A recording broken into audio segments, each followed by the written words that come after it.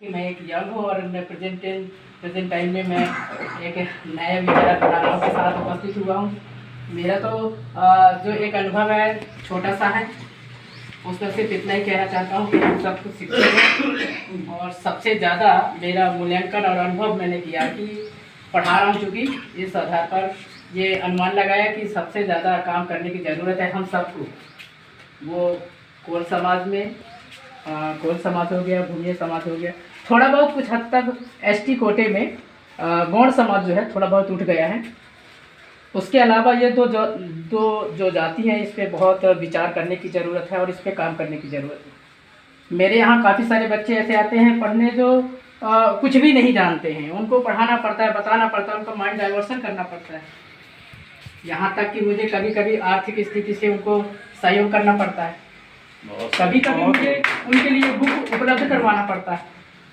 मैं तो ऐसे जगह पदस्थ हूँ जहाँ पे एकमात्र एसटी में मैं हूँ अकेला, अन्यथा सभी लोग जनरल हैं। उनके बीच में नौकरी करता हूँ, मुझे एहसास होता है कि मैं क्या हूँ और उनमें क्या है, उनमें और मेरे में अंतर क्या है।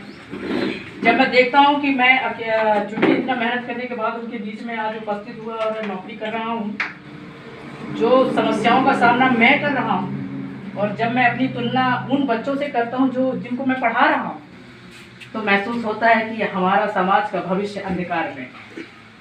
क्योंकि मैं तो समस्या का समाधान कर पा रहा हूँ, पर वो बच्चे जो 10वीं पढ़ रहे हैं और आज लिखना पढ़ना नहीं चाहते हैं, जहाँ पर कहने को तो चंद लोग हैं, कहने को तो मात्र चंद लोग हैं, 20 होंगे 25 होंगे, पर मेरा मानना है कि ये 25 नहीं है, 25,000 है।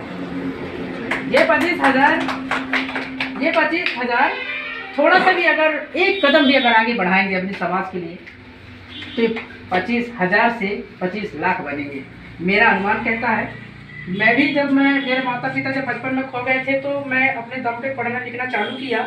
समाज ने मुझे किसी भी प्रकार से कॉपरेट नहीं कर पाया। आज मैं उसको दोषी नहीं मानता, क्योंकि वो उतना सक्षम नहीं था, उतना समझदार नहीं था समाज, तो मुझे कॉपरेट नहीं किया। बट फिर भी मेरा इच्छा था कि मैं अपने समाज के लिए कुछ करूँगा, मैं अपने लिए कुछ करूँगा।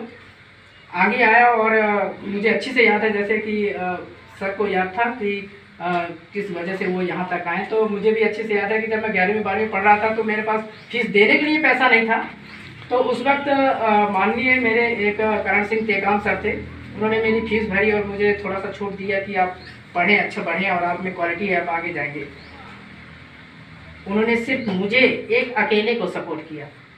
उस वक्त से जब मैं पढ़ना चालू किया और जहाँ तक पहुँचा, एक टीचर लेवल इंग्लिश लिटरेचर का टीचर बना, उस वक्त से मैं ये ध्यान दिया कि मेरे समाज के बच्चे इंग्लिश और गणित में बहुत कमज़ोर होते हैं।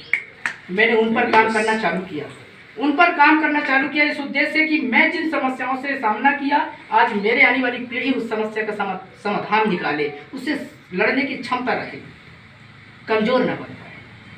मैंने उस पर काम किया और करते गया, और आज मैं कह रहा हूँ, जैसे कि मैंने आपको उदाहरण दिया 25 से 25 लाख तक का, तो उन्होंने सिर्फ एक व्यक्ति को सपोर्ट किया और आज मैं इन 5-6 सालों की सर्विस में न जाने हजारों बच्चों को सपोर्ट किया होगा। इसलिए मैं कह रहा हूँ, उन्होंने सिर्फ मुझे सपोर्ट किया, मैं हजारों लोगों को सपोर्ट किया। हम तो यहाँ 25 नहीं है, 25,000 है। एक दिन 25 लाख लोग तैयार कर सकते हैं अपने समाज को आगे बढ़ाने के लिए। Thank you.